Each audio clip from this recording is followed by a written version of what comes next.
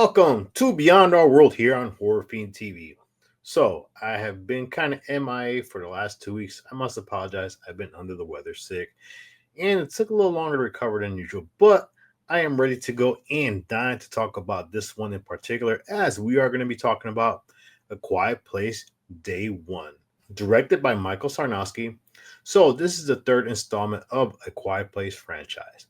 And this one shifts gear, goes into New York City as well, we have an unlikely pairing of Samira and Eric, two survivors who must do everything possible to silently survive in the big city. So, before I saw this film, the first thing that went into my mind, just with any franchise, is do we really need a prequel? Now, the original Quiet Place, which was written and directed by a fan favorite of The Office, John Krasinski, aka Jim. Even though I'll be honest, I was more of a Rainn Wilson, aka Dwight fan. But when A Quiet Place came out, it was very different. It was original. And think about it, a film with very little dialogue because, well, sound equals death. And that film was very tragic in the opening sequence as well as, well, the ending of the film. So when the second installment came out of The Quiet Place, well, I'll be honest, for me, it wasn't as good as the first one because just like any franchise, the first is usually better, and it's hard to really continue what the first one did. Now, I'm not knocking the second one. I think Emily Blunt is a tremendous actress, and her performance in the second one was very, very good. So that is a question I have for you. Did we really need a third installment or a prequel to this franchise? The location of the film, once again, New York City, which for a lot of films happens to be the epicenter of destruction and chaos.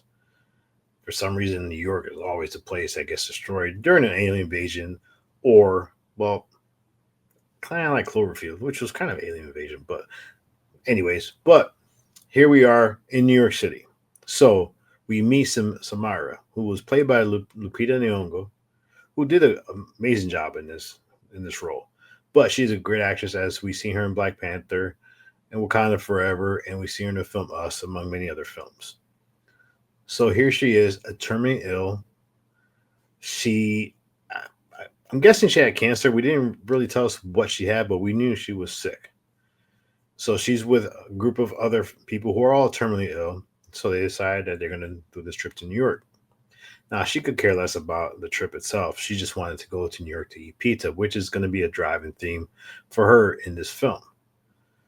So, her, along with her cat, who just happened to be named Frodo, which I am a big Lord of the Rings fan, and the fact that she went on a journey with Frodo, who, not for nothing, this cat, my gosh, did this cat get so many people in near death situations and death situations? Because there was a scene that, well, once they escaped basically the invasion and she found herself in the theater that they were in before, well, Frodo kind of gets them in trouble. And then later on, her counselor Reuben gets killed. So after Reuben gets killed, her and Frodo venture on their own. So during their venturing, during their exploring of what's going on, and now the scene and the environment of this film were so amazingly done. These creatures were awesome. I'm not big into CGI, but when done right, CGI could be pretty good when it comes to creature effects. And these creatures, I like them in the first one, and I think they're original in a way. But the fact that we see these creatures throughout the film, and I like the fact that there's a lot of jump scares in this film as far as when we get to see these creatures, appear. I mean, there's a lot of this, and the fact that there's so many of them, I think, adds to the intensity and just the dramatic situation of this film. So as Samara's going along, basically finding her way, finding ways to avoid these creatures. Well, there's a scene where she runs into a bunch of kids, and then you have this loudspeakers of people, them telling you where to go. Not for nothing.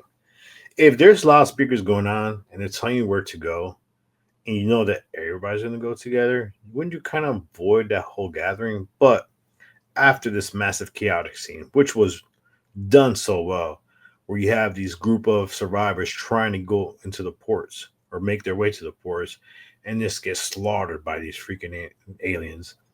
So after that incident, eventually Samira, well, she kind of runs into Eric, played by Joseph Quinn, who, yes, I'm wearing a Silver Surfer shirt, Norrin Rat, but he was in the Fantastic Four film, Human Torch. We know him from Stranger Things as well. The guy is a good actor, and he's up and coming, and I'm curious to see what other films he's going to do. I mean, I think he played a good Human Torch, but I'm a massive Fantastic Four fan, so, I have a little favoritism towards that film. But let's get back to this film. So, Eric begins to follow Samira. Now she rejects him. She doesn't want to be followed. She wants him to go away. But eventually, they're stuck together. Now, this is what I like about this film: the fact that you had this factor where you have someone who is terminally ill, who wants to be left alone, and you have Eric, who his family, they're all in Britain, and he's in the United States, and he's alone. So he does whatever possible to help her, to be with her, and to basically make their journey as good as possible. So you have this dynamic between both of them. And there's many parts in this film which I love the human element of this film. There's a lot of empathy and emotion in this film, which when you watch the original Quiet Place, that was one of the key things of the Quiet Place, because you had the relationship between the father and daughter. You had the guilt of losing their child, basically him losing his child, the daughter thinking it was her fault, the father blaming her. Then you had the mother, Emily Blunt's character, pregnant and bringing in a child into a crazy world. So here you have Samira, who is basically, you know, we don't know how much time she has left. And this is what I like about this film, because you saw the compassion of Eric. You saw everything that Eric did just to make sure she was okay. And the pizza scene was very well liked. I mean, I was watching this with my wife, and she loved the fact that he went basically looking for pizza just for her. I kind of spoiled a little bit, but I'm trying not to spoil as much of this film, because I do want you to watch this film. And this film is a fun watch. And the character dynamic of this film is what carries the film. Now, yes, the creatures are there, the CGI, the special effects, the chaos, the feeling of hopelessness in this film is very powerful. I'm not going to tell you about the last 15 minutes of the film, because, like I said, I really want you to watch this film. It is worth a watch. It wouldn't be on the show if I didn't think it was worth a watch. And it was the first watch for me when I seen it. And I went back to watch it again because I wanted to make sure there was something I missed. But there are so many great scenes in this film. I like the fact that this film changed the location. And I think that's always key in a lot of films, especially prequels in the sci-fi realm, because location is always what makes a film, especially in sci-fi, realm and genre. But the fact that, yes, I know the location was New York, but it felt different. We've seen Cloverfield, we've seen how that invasion went, but this one just felt a little bit different, where you knew these creatures were lingering, but it was more about the two characters of Eric and Samira. So let me circle back to that question I asked earlier. Did we really need a third installment in this franchise? I think we did need a third installment. I do like the prequels because it's from a different location and a different character. But what I'm curious about this, and John Krasinski, I don't know if you ever watched this, but if you do, let me know, or contact me, because I would love to talk to you about this. But I find that this franchise would probably be better suited as a streaming series. The reason I'm saying that is because you have so many different possibilities of showing what happened in other places around the world. You could actually make this into a massive international series where you don't have to have the people who live in the United States bump into the people who live in Canada or back in Europe.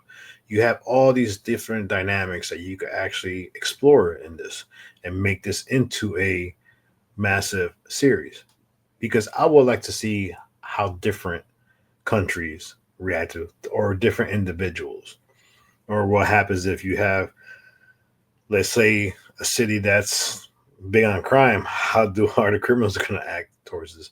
But there's so many different elements that you could actually do in this as a series, and this film showed how open this world could be. Now you can do another film in the whether you decide whether to do a continuation of the prequel, follow Eric, but I would not do that. I would definitely introduce different characters because I think this franchise has the ability to go a little bit more because of that element of how are people affected in other parts of the world. I would definitely avoid what happened to Cloverfield, where they decided to show how or why the aliens came or what brought the aliens here. We don't need that. The ambiguity of why the aliens are here are the best thing. Obviously, we all know that they're going to populate, destroy, and take over the planet. That is a known element. But, like, what happens if, let's say, there's an island of people? And since we know these aliens can't swim, how are they affected? Or the fact that they can't go inland, or if they go inland searching for food, these creatures are there. But, like I said, it's more open. I would definitely like to see what happens if it's turned into a series because, like I said, I think there's massive opportunity and so many different characters you could create and show without having them to interact with one another. But yeah, overall, Quiet Place Day One was a surprise for me. I didn't think I was gonna like it, even though I like the cast. But there was something about the film that just I didn't think I was gonna like, and I enjoyed it. I thought it was a good film. I thought the special effects were good. I thought the atmosphere, the tension, the acting. I mean, this film has so many great elements of it, and I do think it's a good installment in the franchise. But let me ask you: would you prefer this to be another film or possibly a series? Like I said, series gives you a bigger opening, where a film kind of bogs you down into an hour and 30, an hour and 50 minutes.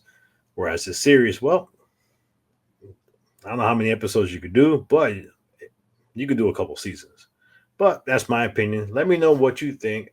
Let me know because Norin Rad, Silver Surfer, wants to know what you think. And yes, we will be returning for another episode of Beyond Our World next month. But coming will be another episode of Hidden Gems and a Lost or Found, where I'm going to explore one of the films that I've been looking forward to in 2025, Looky Lou. And don't forget, this Thursday, we are back to live streaming as we're going to talk about the films that we like to see in Halloween or the month of October. Till next time, this is JR, Horror Fiend TV, Beyond Our World, Alien Invasion. Wait till you see what film I have next because, well, I'm curious to see if you remember the film and if you are a fan of that film. Till next time, peace.